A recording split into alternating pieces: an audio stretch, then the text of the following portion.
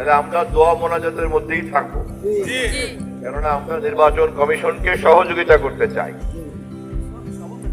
আমাদের মাতৃতুল্য নেত্রী দেশনেত্রী বেগম খালেদা জিয়া আমরা সবাই জানি, জন্য আমরা দোয়া কামনা করব। আমরা এই দুইটা লক্ষ্যে এখানে দোয়া কামনা করতে বসেছি।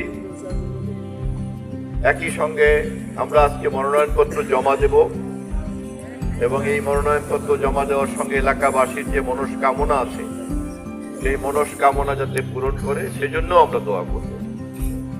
মূলত এটা একটা দোয়া অনুষ্ঠান। বাংলাদেশের একটা দীর্ঘ সময় আমরা পার করেছি যখন চাইলেই মন খুলে দোয়া করা যেত না, চাইলেই মন খুলে কথা বলা যেত না। আমার অভিজ্ঞতা আরো খারাপ। আমি আমার গ্রামের বাড়িতে যেতেই পারতাম না, এমনকি ঈদ কুরবানিতেও যেতে পারতাম না।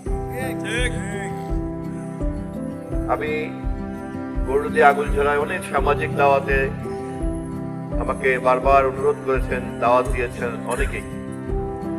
ইচ্ছা থাকা সত্ত্বেও এখানকার আইন শৃঙ্খলা, সামাজিক এবং রাজনৈতিক পরিস্থিতির কারণে আমি সে সমস্ত জায়গায় আসতে পারি।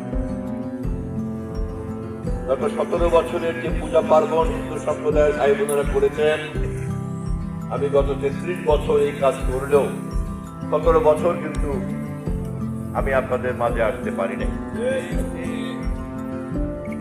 বড়দিন উপলক্ষে দূর থেকে কেক পাঠিয়েছি, প্রতিবারই পাঠিয়েছি বিভিন্ন গির্জায়।